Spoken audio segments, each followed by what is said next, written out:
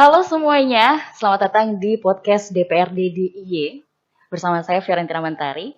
Hari ini kita bakal ngobrolin topik yang lumayan seru gitu ya buat dibahas hari ini tentang irigasi di DIY dan objek kebudayaan keistimewaan.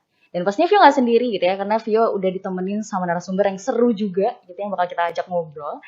Vio udah kedatangan Pak Arif Setiadi. Selamat datang Pak Arif, selaku Ketua Komisi C DPRD DIY.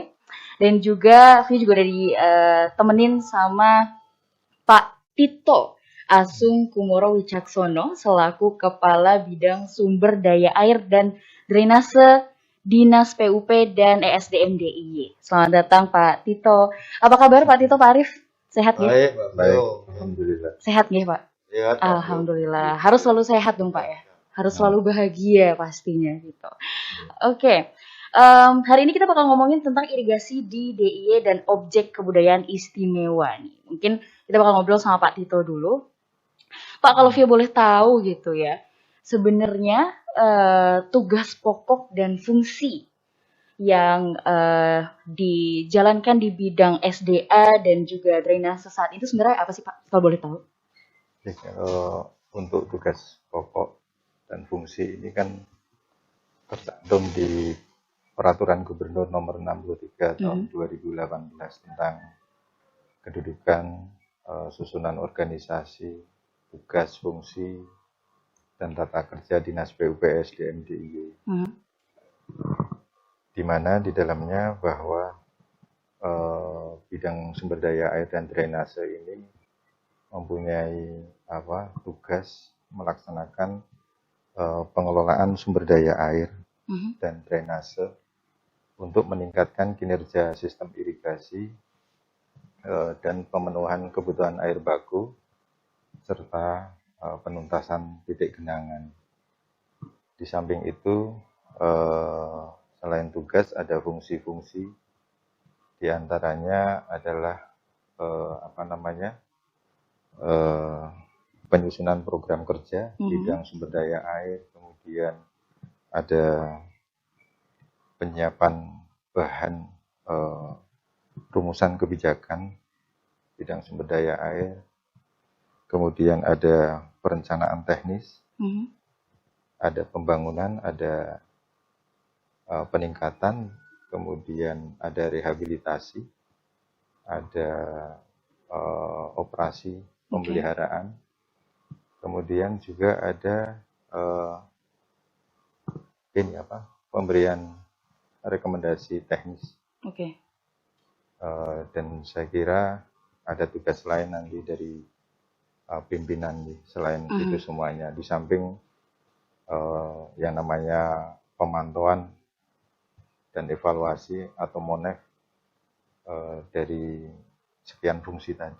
Tapi kalau misalkan dilihat kondisinya sekarang, ini sebenarnya irigasi di DIY ini kondisinya seperti apa sih Pak? Kalau boleh tahu. Jadi kalau kondisi secara umum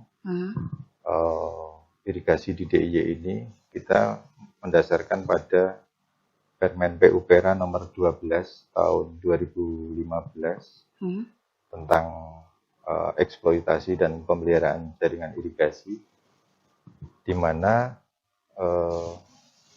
ada suatu penilaian, yaitu indikator kinerja sistem irigasi, yang pada saat ini kita berada di posisi nilai 77,82%, di mana nilai 77,82% ini berada di range 70 sampai 79. Artinya range 70 sampai 79 ini dalam kondisi baik. Kalau 80 sampai 100 ini sangat baik. Jadi kita masih dalam kondisi baik secara umum. Walaupun secara target RPJMD karena adanya COVID, kita kemungkinan untuk akhir target RPJMD ini tidak bisa mencapai sesuai target. kalau boleh tahu untuk targetnya sendiri sebenarnya untuk DIY itu eh, ditargetkan seperti apa nih Pak? Jadi untuk akhir RPJMD itu di tahun 2022 Hmm. itu ada suatu target di mana nilainya kalau tadi 77,82 Hmm. yang ada sekarang, kita kurang lebihnya ada minus 7%. Oke, Iya, oke. Berarti minus minus 7%. 7% itu berarti ada problem lah ya Pak di situ yang masih kurang lah sebenarnya ya. Betul. Oke. Problemnya sebenarnya apa Pak? Untuk problem banyak Mbak. Hmm. Di samping tadi kemampuan keuangan daerah, Oke. karena ada program-program prioritas ya Pak. Hmm. Di samping itu juga banyaknya pelanggaran-pelanggaran di lapangan ya Pak. Pelanggaran di lapangan itu di sempadan irigasi, kemudian banyaknya apa namanya ini Mbak, sadap-sadap liar, Oke. pembuangan sampah, Hmm. ini juga mewarnai saluran irigasi kita ya Pak. Oke. Di samping juga apa namanya kondisi kelembagaan perkumpulan petani pemakai air ini yang kepengurusannya oleh petani-petani yang sudah sepuh. Oke. Jadi untuk yang muda-muda ini dapat dikatakan relatif minim ya. Hanya kemarin dari raker Komisi Irigasi itu kurang lebih hanya 8% lah. Oke. Oke. Nah, Pak Arif, kita bergeser sedikit ke Pak Arif. Kalau misalkan nih ternyata irigasi di DIY ini sebenarnya masih ada sedikit problem lah ya Pak. Gitu. Nah, untuk Komisi C DPRD DIY ini sejauh mana nih Pak memberi dukungan gitu untuk permasalahan irigasi di DIY? Ya. Terima kasih Mbak Pio. Jadi terkait dengan irigasi yang ada di DIY tentu DPRD dalam melaksanakan fungsi tugasnya. Ada legislasi, ada penganggaran, ada pengawasan. Itu kami berusaha menjalankan fungsi kami secara optimal. Nah, dukungan yang ini masih menjadi PR kita. Ya. Di DIY ini kita terkait irigasi ini punya perda nih Pak Titung ya. Perda nomor 6 tahun 2010. Nah, perda nomor 6 tahun 2010 tentang irigasi ini, acuan peraturan perundangannya masih Undang-Undang nomor 7 tahun 2004 tentang sumber daya air, dan PP nomor 20 tahun 2006. Nah, sementara perkembangan peraturan perundangan yang ada, itu muncul Undang-Undang nomor 17 tentang SDA tahun 2019. Nah, dari fungsi legislasi ini DPRD ini berusaha untuk mereview atau mempelajari bersama, menelaah bersama eksekutif dan stakeholder yang ada, dan sudah ada ini draft raperda inisiatif dari DPRD DIY, khususnya dari Komisi C tentang irigasi. Nah, di sini dimasukkan faktor-faktor utama, termasuk keberadaan undang-undang baru. Kemudian juga tentu kita akan modernisasi irigasi yang ada 5 pilar itu ya Pak Tito ya, kita masukkan. Kemudian juga bagaimana kemudian tentang keistimewaan DIY yang dalamnya ada kewenangan urusan kebudayaan. Nah, di dalam kebudayaan itu juga mengatur objek-objek kebudayaan. Salah satunya pengetahuan dan teknologi. Sementara dari aspek pengetahuan dan teknologi ini ada jenis sistem irigasi. Itu dimasukkan ke draft raperda ya.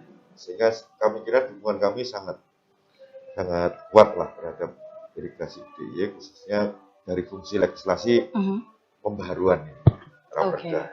Dimungkinkan nanti masuk Prolegda atau Propemberda DIY tahun 2020. Gitu ya.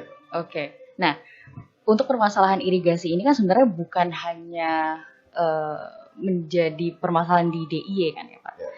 Nah, pembagian urusan kewenangan ini dengan kabupaten dan juga kota ini seperti apa Pak kalau boleh tahu? Ya, mungkin Pak itu lebih paham ya itu. Monggo. Nanti prinsipnya kan provinsi ini menangani daerah irigasi yang luasannya itu 1.000 sampai 3.000 hektar. Kemudian atau kalau di bawah itu atau di atas itu yang daerah irigasi yang meliputi gabungan kabupaten kota menjadi kewenangan provinsi. Nah, memang yang di bawah 1.000 hektar itu menjadi kewenangan kabupaten, yang di atas 3.000 menjadi kewenangan provinsi. Dari sisi pengaturan ini saya kira cukup jelas ya. Hanya memang kemudian harus ada koordinasi, komunikasi, kolaborasi, sinergi antar pemerintah baik pusat, provinsi, daerah, sampai dengan nanti pemerintah tingkat kelurahan. Jadi pembagian tugasnya sudah cukup jelas. Di luar itu masih bisa dikomunikasikan, dikoordinasikan. Berarti sudah ada pembagian porsiannya sendiri-sendiri gitu ya Pak ya. Nah mungkin Pak Tito mau nambahin juga? Ya, betul apa yang disebutkan Pak Arief bahwa terkait dengan irigasi itu kan ada kewenangan pusat, ada provinsi dan kabupaten kota. Di mana kewenangan pusat itu luas areal layanannya di atas 3.000 hektar. Untuk provinsi itu 1.000 sampai 3.000 dan lintas kabupaten kota. Kemudian untuk kabupaten kota sendiri di bawah 1.000 hektar. Dan itu tertuang di Permen PUPera nomor 14 tahun 2015 tentang kriteria dan penetapan status daerah irigasi. Seperti itu. Di DIY ini ada 41 Pak. Ya, untuk kewenangan provinsi yang ada di Pemda DIY ini ada 41 daerah irigasi. Baik. Nah, kan ini sebenarnya kan udah ada regulasi kan Pak yang mengatur sebenarnya untuk irigasi ini. Nah, Undang-Undang Nomor 17 Tahun 2019 tentang sumber daya air ini belum lama kan sebenarnya udah diundangkan juga ya Pak ya. Gitu. Nah, sebenarnya ada perubahan regulasi nggak sih Pak di undang-undang tersebut? Kalau perubahan regulasinya dapat dikatakan karena peraturan pelaksanaannya belum pada turun, seperti PP maupun permen-permennya, yang kita ketahui bahwa di Undang-Undang 17 2019 ini yang sebelumnya air tanah itu merupakan kewenangan ESDM, cekungan air tanah juga, itu beralih di sumber daya air, Mbak. Itu salah satu perubahannya seperti itu. Tapi karena ini masih transisi, dari perundangannya diundangkan, kalau tidak salah maksimal 2 tahun itu sudah harus turun PP permennya 22. Seharusnya seperti itu. Sehingga kita nanti akan bisa lebih jelas melihat seperti apa ya juknisnya dari turunan undang-undang ini nanti.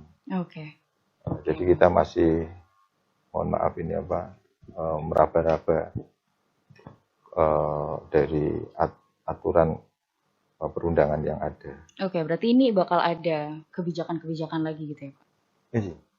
Ya itu tadi Mbak, kalau boleh saya menambahkan, ini peluang kesempatan regulasi baru ini di proses legislasi pemerintahan daerah ini ada peluang untuk memperbarui, Ya. untuk merefresh perda yang sudah kajian yang kita punya itu sudah cukup lengkap. Ini mungkin sudah beberapa perda sudah siap, tinggal nanti menjadi kesepakatan DPR, kita luncurkan untuk dibahas bersama dengan pemerintah. Jadi ada secara pokok memang sama, tapi turunan-turunannya itulah nanti yang membuat peluang bagi kita untuk memperbaiki sistem irigasi di DIY. Jadi pendekatannya kan pengembangan dan dua kutub besar ya di irigasi ini, pengembangan dan pemeliharaan kutubnya. Kemudian ada program kegiatan atau kebijakan pusat yang kira-kira yang membutuhkan apa kepedulian, perhatian yang lebih serius dari kita bersama. Misalnya tentang modernisasi irigasi dengan 5 pilar itu. 5 pilar itu keandalan suplai air. Ini terkait dengan keberadaan sumber-sumber air nih Pak. Betul. Masuk bendungan, embung dan seterusnya. Nah di kita itu ada kebijakan yang saya kira ini perlu kita bangkitkan lagi, misalnya tentang wana desa. Itu kan konservasi alam untuk pemeliharaan air ya. Kemudian ada wana telaga desa. Wana desa, telaga desa kita hidupkan lagi sesuai dengan kebutuhan kita. Kemudian ada keandalan jaringan irigasi, sistem irigasi. Kemudian ada manajemen airnya, kemudian ada kelembagaannya sebagaimana tadi diperlukan oleh Pak Tito ya, khususnya di perkumpulan petani pemakai air. Kemudian yang terakhir adalah sumber daya manusia. Sumber daya manusia juga ini termasuk bagaimana kemudian sumber daya manusia di bidang irigasi, sistem irigasi yang ujung-ujungnya di bidang pertanian gitu ya. Pertahanan pangan ini juga kita akan atur. Nah, kita juga harus menindaklanjuti Pak Tito. Di tahun 2017 akhir, 2018 itu Pak Sekdanya masih Pak Gatot itu Pak. Itu ada kebijakan dari pusat itu tentang penetapan provinsi sebagai lumbung pangan nasional. Itu salah satu program prioritasnya itu 1 peta sawah beririgasi. Ini termasuk pertama pilot project. 1 peta sawah beririgasi. Kemudian baru disusul oleh provinsi-provinsi lainnya. Itu kira-kira di tahun 2017 akhir 2018. Nah, perkembangan penggunaan 1 peta sawah beririgasi, kemudian adanya Undang-Undang 17 bagaimana sampaikan Pak Bio tadi. Ini kesempatan kita bersama untuk menuangkan gagasan pemikiran kita di dalam peraturan daerah. Walaupun catatannya sebagaimana disampaikan Pak Tito bahwa peraturan perundangan di bawahnya ya PP, kemudian ya Permen sebagai tindak lanjut dari Undang-Undang 17 itu memang belum ada kejelasan, artinya belum ada. Tetapi kita salah satu fokus yang menurut kami Komisi T ini perlu diperhatikan itu justru faktor masuknya irigasi sebagai bagian objek kebudayaan keistimewaan di Raperda itu. Jadi bagaimana kemudian Raperda kita itu yang memuat Undang-Undang 17 peraturannya, artinya yang reguler secara nasional, tapi kemudian khusus di DIY ini bisa masuk tentang objek kebudayaan sistem irigasi sebagai penanda keistimewaan DIY. Menarik nih Pak Arief. Ini soal irigasi masuk dalam objek kebudayaan dalam Perda Is nomor 3 tahun 2017. Kalau misalkan dari Dewan sendiri melihat hal ini itu seperti apa Pak? Jadi pertama ya saya apresiasi kepada Pak Tito dan teman-teman bahwa dengan keterbatasan aturan yang ada atau pengaturan yang belum sempurna, walaupun sudah ada UUK, sudah ada Perda Is-nya, kebudayaan itu nomor 3 tahun 2017, sudah ada peraturan-peraturan gubernur ya Pak Tito tentang bantuan keuangan khusus istimewa, ada hubungan kerja pelaksanaan urusan keistimewaan dan penugasan dan seterusnya. Waktu itu Pak Tito CS ini sudah bisa mengelaborasi program kegiatan irigasi ini dalam penanda keistimewaan lah, walaupun belum begitu optimal. Ini dimulai setidaknya sepengetahuan saya 2022 besok itu ada alokasi anggaran untuk irigasi dari dana istimewa. Mbak Vio, pendanaan irigasi ini itu untuk provinsi ini biasanya bersumber dari APBN, DAK, dan APBD provinsi. Nah, mulai berapa tahun ini Pak Tito ini dan teman-teman sudah berhasil untuk mengalaborasi program kegiatannya menjadi APBN ada, APBD provinsi reguler ada, kemudian dana SA. Tahun 2022 6 miliar. Nah, ini kami berikan apresiasi kepada Pak Tito. Hanya memang tugas kita masih sangat berat ya, butuh kesungguhan, butuh keseriusan untuk kemudian sistem irigasi sebagai jenis dari objek dayaan dari aspek pengetahuan dan teknologi ini kita optimalkan sehingga sumber pendanaannya bisa lebih maksimal dari dana keistimewaan. Kita tahu juga dana keistimewaan itu alhamdulillah naiknya dari tahun ke tahun kan cukup besar sehingga mungkin indikasi pagu anggaran dari dana SU nanti untuk sektor irigasi ini bisa lebih mencukupi. Pak Tito ini kasihan loh. Kenapa tuh Pak Arif? Kalau boleh tahu. Ya semua mengalami ya, tapi kan Pak Tito ya karena anggarannya terbatas. Yang ditanganinya misalnya terkait daerah irigasi 41. Sehingga penanganannya kadang-kadang Pak Tito inginnya ini identifikasinya sudah ada, tapi karena anggarannya yang ditangani baru 10 atau berapa, kemudian nanti gilir seperti arisan gitu. Tidak bisa integral, artinya langsung menyeluruh keinginan Pak Tito, gitu Mbak. Nah kita balik lagi ngomongin tentang problem di irigasi ini nih Pak Tito nih. Karena kan sebenarnya irigasi ini kan ternyata masih ada kendalanya gitu kan, masih ada permasalahan lah ya sebenarnya dari sampah dan lain sebagainya. Yaitu mungkin juga ketika cuaca, misalkan kita masuk musim kemarau, mungkin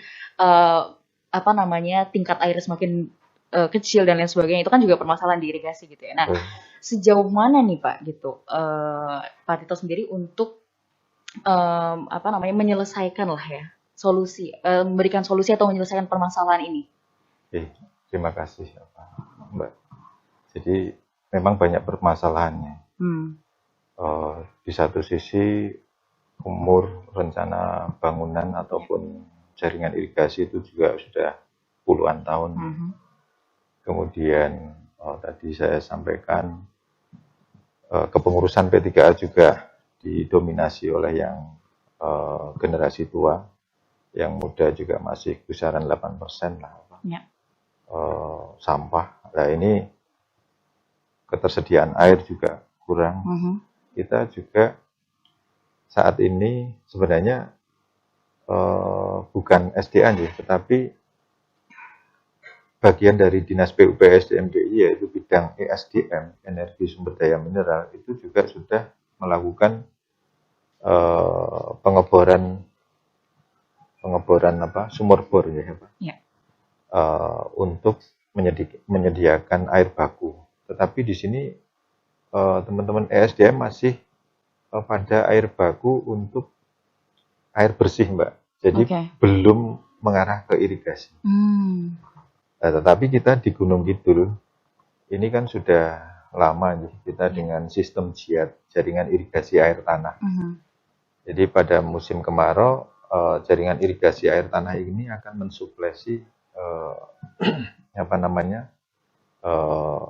daerah irigasi yang dengan sistem teknis seperti daerah irigasi Simo ini dengan sumur-sumur pompa, sehingga bisa mengatasi kondisi di musim kemarau dan petani juga bisa menggarap sawahnya. Mhm. Ceritanya itu, dan kita mencoba nanti juga akan melakukan pembangunan sumur bor tidak hanya untuk pemenuhan kebutuhan air baku untuk air bersih, tetapi juga untuk irigasi, Mbak. Oke. Karena terus terang kita ini bahwa eksistensi suatu daerah itu dari ketahanan airnya, yang kedua ketahanan pangannya. Seperti itu. Tapi kalau misalkan dari irigasi yang sekarang kita punya dengan kondisi yang saat ini gitu Pak Tito, dengan permasalahan yang juga ada sebenarnya gitu, sebenarnya udah cukup untuk menyuplai ketahanan pangan sebenarnya udah cukup belum sih Pak sebenarnya? Kalau sebenarnya itu yang bisa menjawab teman-teman pertanian maupun dari biro tetapi menurut pandangan kami itu masih ini dalam porsi yang aman lah. Tetapi kan kita nggak tahu perubahan iklim mengakibatkan ketersediaan air itu berkurang. Betul. Tapi sejauh ini ada laporan-laporan gitu nggak sih Pak dari masyarakat Jogja gitu ya, yang mengeluhkan kayak, aduh ini irigasinya menghambat atau bagaimana gitu Pak? Selama ini ada laporan masuk nggak Pak kira-kira? Kalau laporan masuk iya. Terkadang kan gini Mbak, seperti tadi pelanggaran sepadan ya Pak. Kemudian misalnya suatu areal persawahan itu dibeli ataupun baik itu untuk perorangan maupun institusi, tapi saluran tersiernya dimatikan semuanya, sehingga untuk arah ke hilir itu air tidak bisa melayani areal hilir. Jadi itu harus ada suatu, ya walaupun memang selama ini saluran tersier itu belum menjadi hak milik pemerintah, Pak Arief. Jadi sesuai sertifikat, ini kita beli, di situ sebenarnya ada saluran tersier. Tapi karena tersier itu biasanya dulu itu hanya istilahnya yes dikit tanah sopo tinggu dibagi lorong tinggu nggak bisa saluran tersier seperti itu. Berarti selama ini sebenarnya sudah mencukupi ya Pak ya. Dari irigasi yang kita punya sekarang. Nah Pak Arief, bagaimana kalau Dewan sendiri gitu ya untuk mendukung mewujudkan irigasi gitu ya, yang bisa dibilang kayak sebenarnya kan tadi Pak Tito juga udah menjelaskan bahwa kita sebenarnya punya target gitu, ya kan, dan gimana Dewan sendiri untuk mendukung target itu agar ini bisa goals nih, ini bisa tercapai nih gitu. Saya kira tadi saya sudah menyampaikan sedikit ya Mbak, berangkat dari sisi legislasi. Dan kita dari sisi legislasi ya tentu bersama-sama dengan Pak Tito dan teman-teman dari SDA. Kemudian dukungan anggaran. Memang fokus kita sekarang terkait ini Mbak, tema kita pada pagi hari ini, pada kesempatan ini, irigasi di DIY dan objek budaya keistimewaan ini memang butuh pengkajian, butuh diskusi, kemudian butuh tindak lanjut kita untuk merumuskan dalam kebijakan di DIY ini. Karena ini satu pintu masuk yang sangat bagus saya kira. Satu dari sisi aturannya, kemudian dua nanti dari sisi penganggaran. Saya membayangkan kalau ini selesai, bisa kita sepakat stakeholder yang ada di Pemuda DIY ini sepakat terkait dengan sistem irigasi sebagai objek kebudayaan istimewa, bagian dari pengetahuan teknologi, kemudian menjadi penanda keistimewaan yang ada di sini. Saya kira ini persoalan yang disampaikan Pak Tito ini juga bisa sedikit banyaknya itu teratasi. Contoh nanti terkait dengan P3A. terkait dengan petugas operasi dan pemeliharaan ya Pak Tito, terkait dengan perkumpulan petani pengguna air. Ini saya kira dengan pencirian khas di DIY ini, saya kira nanti dana bisa masuk ke sana. Belum lagi kita masuk sementara ini masuk kita di desa-desa budaya, Mbak.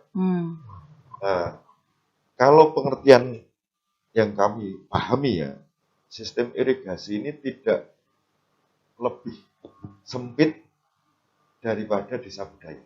Artinya sistem irigasi bersifat istimewa itu lebih luas daripada keberadaan desa budaya. Artinya bisa mencakup di luar desa budaya. Hanya mungkin saat ini Pemda DIY itu membatasi sebagai bentuk keistimewaan irigasi itu, terus kemudian lokasinya ada di desa budaya. Nah, kita ingin menemukan satu formula bahwa pembiayaan dana S untuk irigasi ini juga bisa menyangkut di desa-desa yang belum desa budaya. Nah, nanti seperti apa rumusannya kita bersama akan bahas itu. Nah, dukungan kami ini khusus fokus sekarang pada keistimewaan. Insya Allah akan dapat memecahkan beberapa persoalan irigasi yang disampaikan Pak. Jadi kami sangat concern lah. Selain terakhir mungkin fungsi pengawasan kami ya. Pengawasan ini seolah-olah kami mitra, tapi seolah-olah kami dengan SDA misalnya seolah-olah halak, seolah-olah seolah-olah itu kan marah, nesu dan sebagainya. Itu tidak. Ini benar-benar kalau memang pengawasan kita ini sudah on the track, kita akui, kita apresiasi. Kemudian kalau ada kekurangan di sana sini tentu akan kita berikan motivasi untuk bagaimana kemudian kekurangan atau kekeliruan itu bisa diperbaiki. Fungsi pengawasan kami seperti itu. Jadi Pak Tito mudah-mudahan sama teman-teman juga bisa memahami kan posisi kami untuk sebagai fungsi pengawasan ini ya seperti itu. Contoh kasus itu tadi target RPJMD tadi.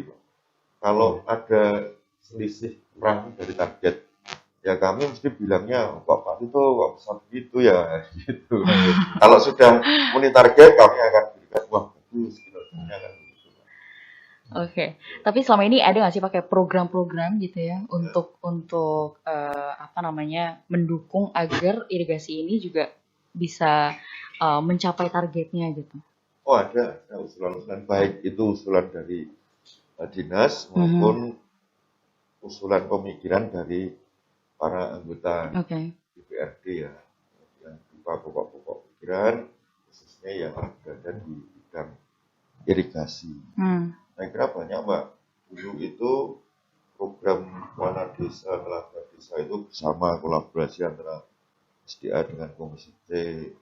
Kemudian tentang sumur bor ya Pak Tito ya, penganggaran di sumur bor dan seterusnya. Ini kita betul-betul konsen bersama-sama menciptakan program kegiatan yang bisa mendukung irigasi di ini semakin baik. Nah ini Pak Tito, tadi kan kita belum sempat ngobrolin nih tentang irigasi itu masuk dalam objek kebudayaan gitu ya. Nah tapi kalau misalkan dari Pak Tito sendiri, tentang irigasi masuk dalam objek kebudayaan yang sesuai Perdais gitu ya nomor 3 tahun 2007 tentang peliharaan dan juga pengembangan kebudayaan ini, sejauh ini implementasinya tuh bagaimana Pak? Jadi ini baru awal kita mengakses dana IS di 2022 nanti. Hanya permasalahannya tadi disampaikan Pak Arief itu terbatas di desa budaya. Tetapi sebenarnya suatu sistem irigasi ini satu kesatuan dari hulu sampai hilir. Tidak bisa kemudian terkotak-kotak, oh ini desa budaya. Padahal sistem irigasi sendiri itu tadi merupakan objek kebudayaan. Nah ini yang harus kita pahami bersama tidak berdasarkan wilayah administratif, tetapi kita hidrologis dari hulu sampai hilir. Jadi ini yang harus menjadi satu komitmen kita ke depan. Dengan kita bisa mengakses dana S ini, kita bisa mensejahterakan petani. Tetapi tidak hanya itu, Mbak. Ini teman-teman pertanian juga harus bisa mengakses dana S. Terkait dengan apa? Kalau kita sarprasnya dan ketersediaan airnya, maka teman-teman pertanian ya harus bisa bagaimana mewujudkan LP2B, lahan pertanian pangan berkelanjutan, sehingga apa yang menjadi tujuan utamanya untuk ketahanan pangan di daerah istimewa Yogyakarta tidak bisa hanya terbatas satu pihak kita, usaha kita, tapi teman-teman pertanian juga harus mengusahakan area atau istilah Jawanya itu nyengker lahan pertanian, dan itu bisa mungkin diakses melalui dana S. Lahan pertanian yang dimiliki perorangan dibeli pemerintah dan lain sebagainya, walaupun melalui pentahapan gitu. Sehingga nanti kalau kita sudah bisa menyediakan airnya, sarprasnya, teman-teman pertanian dengan lahan pertaniannya bisa nyengker dan menjadi tanah itu menjadi milik Pemda DIY. Silahkan petani di situ mau berkolaborasi seperti apa, monggo. Tapi hal ini udah disosialisasikan belum Pak sama teman-teman pertanian? Teman-teman pertanian sebenarnya waktu itu kepala dinasnya Ibu siapa ya, itu juga sudah menyampaikan hal itu. Jadi gayung bersambut lah Pak. Saya kira pasti antar dinas ini sudah ada koordinasi, karena saya cukup memperhatikan ya bagaimana Pak Gubernur kemudian ingin dalam konteks yang lebih luas ya, ingin mengentaskan persoalan kemiskinan. Ini salah satu yang ditekankan Pak Gubernur adalah kolaborasi. Kolaborasi antar stakeholder. Jadi Pak Tito tadi bilang SDA, PU ya toh, kemudian pertanian, mungkin perikanan juga. Betul. Sehingga saya kira kalau dari sisi koordinasi, komunikasi, kolaborasi sudah dilaksanakan, hanya memang optimalisasi. Kemudian inovasinya ini yang perlu kita tingkatkan. Kita bersama berpikir keras begitu untuk mengatasi persoalan-persoalan yang tadi ada, misalnya di irigasi seperti yang disebutkan Pak Tito. Nah, sesungguhnya keistimewaan inilah yang undang-undang keistimewaan inilah mari kita betul-betul optimalkan. Saya itu bayangke kadang-kadang ya secara politis saja, secara politis itu berani ngomong ya. Misalnya beli gedung dari dana S 170 miliar misalnya. Ini irigasi dapatnya 6 miliar misalnya. Tidak ada soal ketika gedung itu dibeli, kami dapat memahami ketika urgenitas kepentingannya memang ada. Tapi kemudian kalau kita bisa bersama-sama duduk bersama, berpikir tentang SDA irigasi, berpikir tentang pertanian, perikanan dan seterusnya, kemudian kita sepakat bahwa ini outputnya, kebijakan ini manfaatnya lebih bisa dirasakan masyarakat. Itu tentu bayangan saya Pak Tito mendapat anggaran misalnya 25 miliar khusus dari DAES, 30 miliar dari DAES, 40 miliar, sangat mungkin itu. Sama dengan pertanian maupun dengan perikanan. Toh di undang-undang keistimewaan itu tujuannya salah satunya akan meningkatkan kesejahteraan masyarakat. Betul-betul ini peluang kita bersama ke depan. Mudah-mudahan kami mohon doa restulah dari masyarakat DIY ini, kami bersama bisa merumuskan program, bisa nanti dengan Pani Radio keistimewaan, perdanya istimewa lah, itu bisa menyepakati dengan Bapeda dan seterusnya. agar dana keistimewaan ini lebih bisa tepat sasaran, lebih bisa optimalisasi dari sisi output, sehingga betul-betul bisa sejahterakan. Oke. Nah, kalau misalkan kita ngomongin target lagi nih Pak, gitu. Kalau dari Pemda sendiri sebenarnya ada pembinaan atau ada pembimbingan nggak sih Pak untuk teman-teman pertanian juga gitu, untuk sama-sama mencapai misi ini nih gitu. Ada nggak Pak? Setahu saya sering. Oh, gimana Pak Tito? Urusan irigasi sering. Monggo Pak Tito. Jadi kita kan punya kelembagaan pengelolaan irigasi. Iya. Di situ anggotanya kan ada dinas teknis, baik PU, pertanian, Bapeda, komisi irigasi, dan di komisi irigasi lah ini dibicarakan permasalahan-permasalahan yang ada di seputaran irigasi. Ya. Jadi sebagai contoh kemarin kita ada raker terkait dengan P3A ya Pak, yang kondisinya itu memang ya perlu regenerasi lah kaderisasi dari yang usia tua ke usia muda.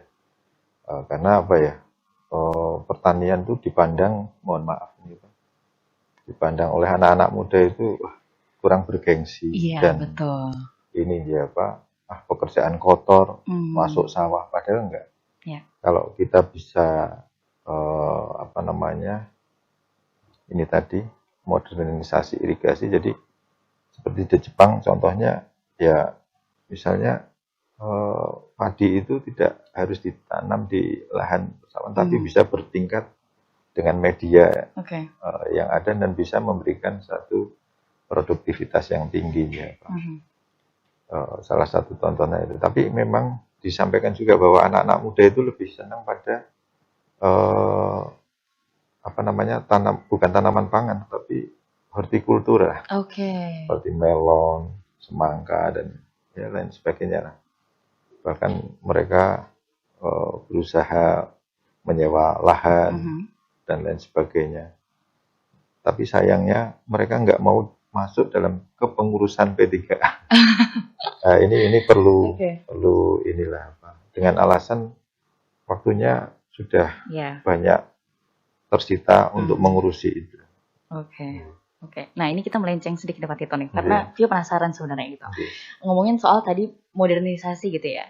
Sebenarnya kan pasti akan ada teknologi yang disupport dong gitu. Nah, kalau dari Pemda sendiri, apakah sudah mensupport ini untuk menarik generasi-generasi muda untuk terjun nih sebenarnya di dunia pertanian, perikanan, dan sebagainya? Saya kira teman-teman pertanian sudah mempunyai tools untuk bagaimana membina gabungan kelompok tani gitu, dan juga untuk meraih anak-anak muda masuk ya. Pak, di beberapa kabupaten mulai muncul gerakan petani milenial. Ya, betul. Sudah ada pertemuan. Betul juga sudah ada embrio atau bahkan mungkin rintisan-rintisan sudah sangat bagus tentang perkumpulan petani milenial, Pak. Betul. Itu ada pertemuan. Saya kira ini sudah on the track lah, Mbak ya. Betul. Dinas itu sudah punya tools. Berarti sebenarnya dari Pemda sendiri juga udah mendukung, apalagi sekarang udah ada gerakannya ya nih Pak ya. Bahasa gaulnya itu penciptaan atau program petani milenial. Karena kan tidak menutup kemungkinan juga gitu ya, makin kesini kan zaman makin canggih nih Pak, kan? Dari sistem irigasi, dari sistem pertanian, perikanan, ini pasti akan lebih dipermudahkan dengan teknologi pasti, gitu kan. Nah ini pastinya juga masyarakatnya, Pemdanya ini juga pasti kan harus menyesuaikan nih Pak, gitu. Tapi ada nggak sih Pak untuk planning ke depan, tentang masalah, karena kita makin kesini kan zaman udah modern gitu, udah pasti apapun pakai teknologi. Nah ini planning ke depan sudah juga ada pemikiran ini nggak sih Pak? pasti ada Mbak. Jadi misalnya tadi saya sampaikan regulasi saja, modernisasi irigasi dengan 5 pilar utama tadi kan itu saya kira termasuk di dalamnya adalah pemanfaatan teknologi informasi. Misalnya tentang manajemen irigasi ya Pak Tenggo ya. Itu otomatis nanti akan kita sempurnakan dari sisi teknologinya dan sistem informasi irigasi. Di kelembagaan saya kira juga seperti yang disampaikan Pak. Ada komisi air yang nanti kita perkuat, dan koordinasi komunikasi kita perkuat. Dan cuma memang Mbak ini kadang-kadang apa ya, money follow function atau money follow program itu memang ideal Mbak ya. Jadi kalau ada program ada uangnya, kalau ada kebijakannya ada uangnya. Nanti itu uang itu mengikuti itu, teorinya seperti itu. Tapi praktek di saat kita pembahasan itu uangnya terbatas gitu. Sehingga menurut saya ini saya memang mungkin agak logika terbalik ya. Kalau kita bisa mengkaji soal irigasi sebagai objek kebudayaan keistimewaan, kemudian ujungnya regulasi ini bisa menjadikan alokasi dari dana S itu membesar untuk irigasi. Sementara dana S kan tahun 2022 1,5 triliun rencananya. Itu saya meyakini walaupun itu logika terbalik. Dananya ada, otomatis banyak kebijakan program kegiatan yang tadi ditangani. P3A, terus itu alokasi anggaran pembinaannya. Dan komisi air dapat support sistem yang kuat. Jadi, kalau ada anggaran yang jadi seperti di Bali, di Bali kan ada Subak. Subak itu sebenarnya P3A. Iya, Subak itu sebenarnya P3A. Mereka disupport per tahunnya 50 juta. Nah, kita di DIY ini, khususnya yang menjadi kewenangan Pemda DIY, itu ada 225 P3A.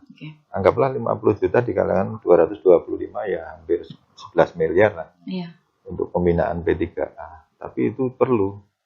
Sehingga di situ seperti kemarin disampaikan testimoni dari Pak Lasio, P3A, ini bahwa anak muda sekarang itu, aku nek mlebu nang kono ki entuk apa? Jadi tidak rasa ininya dulu melakukan untuk negeri, tetapi hak saya apa? Seperti itu. Tapi juga inilah pada anak-anak muda yang harus kita bina supaya tidak hanya melihat hakku apa, tetapi bagaimana bisa nantinya membangun negeri ini bersama-sama ini. Karena yang tua-tua juga masih semangat. Betul. Ini soal nomenklatur. Di Bali seolah-olah Subak.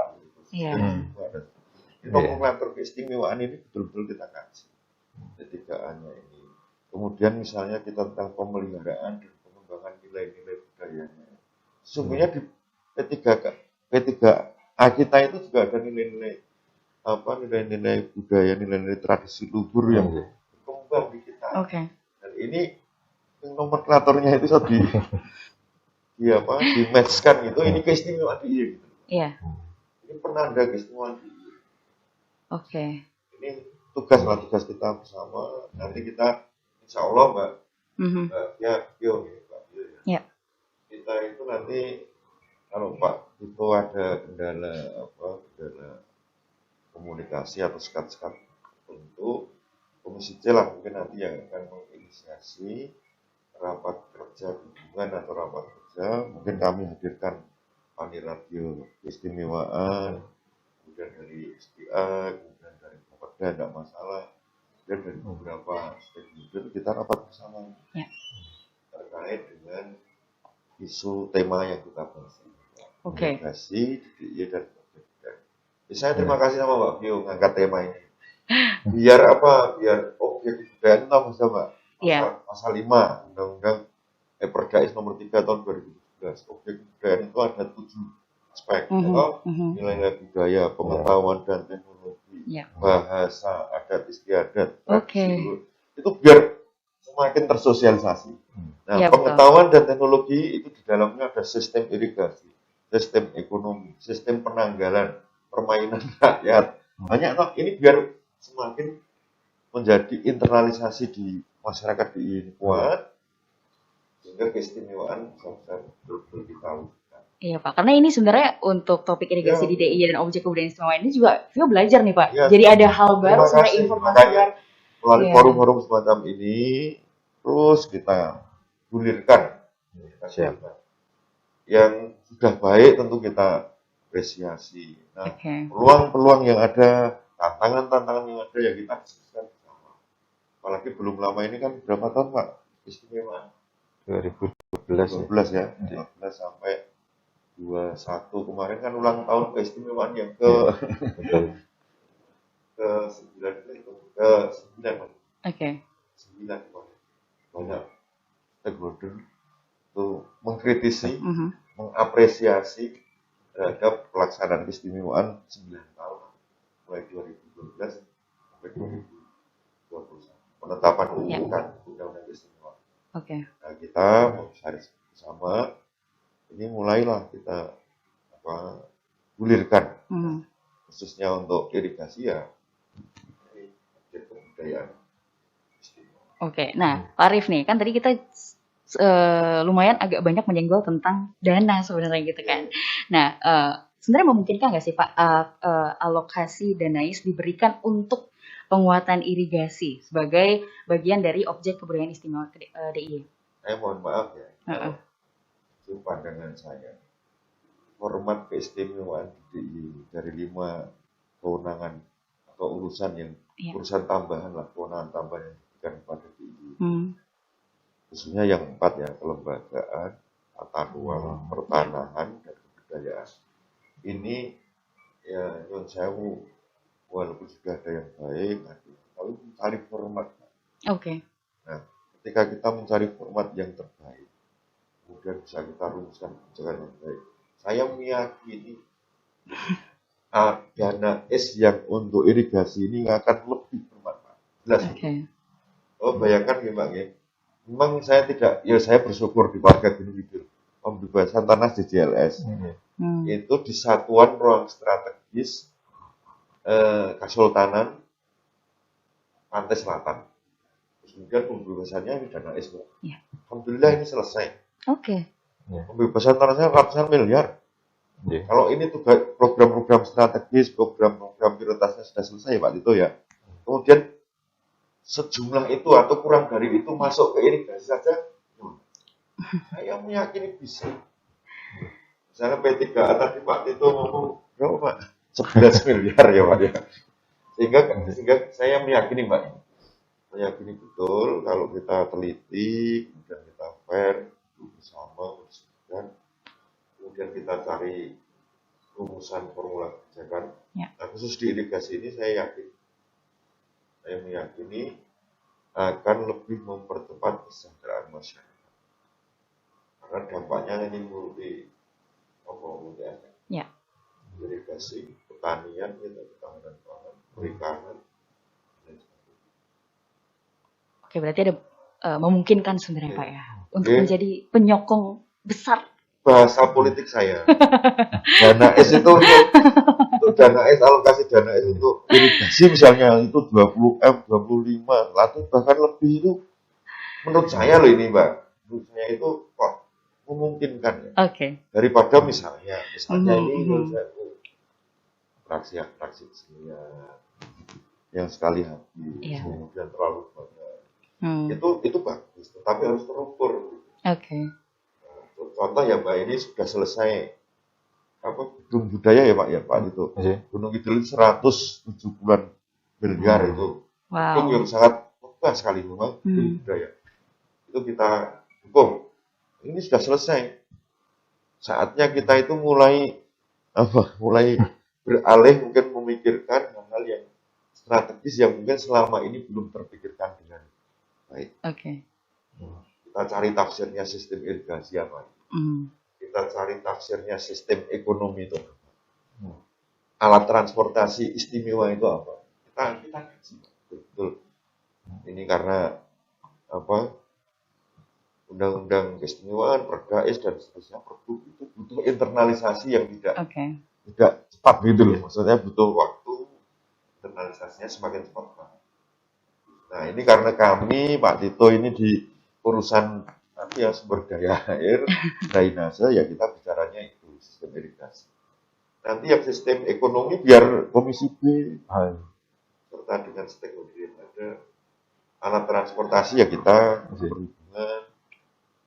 Ada lagi sistem penanggalan, ada lagi itu permainan tradisional dan seterusnya. Ya. Oke, ini karena sebenarnya kalau kita bahas, karena ini topiknya seru banget gitu ya Pak, ini kayaknya bisa 2 hari gitu. Nah, pertanyaan terakhir untuk Pak Tito ya. Antisipasi apa nih Pak buat menghadapi musim hujan mendatang, baik irigasi maupun drainase? Kita memang punya jajaran di paling bawah, yaitu para petugas operasi pemeliharaan di irigasi. Tapi kalau untuk yang drainase memang kita belum. Tapi yang jelas kita sudah ada bahan banjiran seperti karung-karung plastik, kemudian bronjong, ya untuk menghadapi musim penghujan yang mungkin dengan curah hujan maupun intensitas yang cukup tinggi ya. Kita juga akan melakukan pemeliharaan berkala gali walet supaya air itu kapasitas saluran itu tetap terjaga seperti semula, sehingga tidak ada luapan air ke kanan kiri, misalnya ke persawahan kemudian terjadi genangan. Ini juga kita sedang melakukan gali walet pada titik-titik tertentu yang sedimennya sudah cukup tinggi. Tentunya kita juga selalu koordinasi dengan Badan Penanggulangan Bencana Daerah terkait dengan banjir yang intens dilakukan oleh teman-teman BPBD. Baik. Kita juga punya alat pompa dan lain sebagainya. Misalnya ada genangan yang harus kemudian dipatuskan dengan pompa seperti itu. Terima kasih untuk Pak Arief dan juga Pak Tito waktunya hari ini gitu ya, untuk memberikan banyak sekali informasi. Mungkin untuk closing statement nih Pak, mungkin dari Pak Arief dan juga Pak Tito, monggo adakah pesan yang mau disampaikan? Kalau saya gini, dari sisi Pergais kebudayaan pemeliharaan dan pengembangan kebudayaan DIY ini atau Pergais nomor 3 tahun 2003, objek-objek kebudayaan yang ada 7 aspek itu betul-betul mari kita pikirkan bersama untuk bisa kita rumuskan menjadi kebijakan-kebijakan yang mempercepat peningkatan kesejahteraan masyarakat. Nah, khusus untuk aspek pengetahuan dan teknologi yang di dalamnya itu ada sistem irigasi. Jenisnya itu sistem irigasi. Saya berharap betul ini bisa kita masukkan di regulasi yang ada di DIY, kemudian bisa mendapat penanganan keistimewaan di DIY ini, sehingga sistem irigasi, daerah irigasi yang kita urus itu bisa menjadi lebih baik. Mudah-mudahan bisa dalam kategori sangat baik gitu Pak. Amin. Gitu ya. Jadi keistimewaan kita jadikan landasan kuat Pak. Pak, semoga. Pak. Kalau kami menyambung dari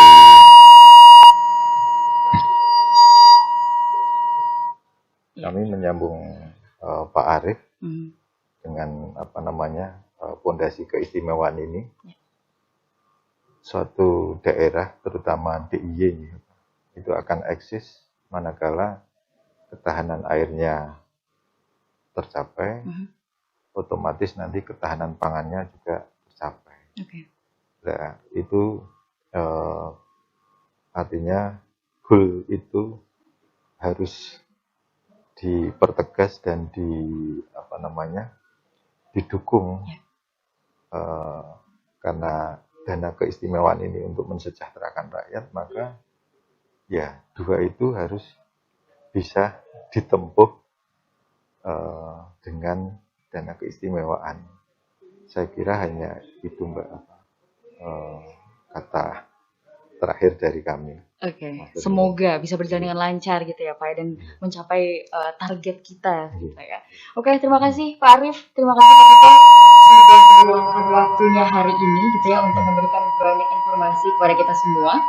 Dan terima kasih juga untuk masyarakat Jogja yang sudah join podcast DPRD DIY hari ini. Semoga informasi yang sudah disampaikan oleh Pak Arief dan juga Pak Tito bermanfaat untuk kita semua begitu ya. Jangan lupa untuk join next episode podcast DPRD selanjutnya. Saya Firentina Mentari pamit. Assalamualaikum warahmatullahi wabarakatuh. Waalaikumsalam warahmatullahi wabarakatuh.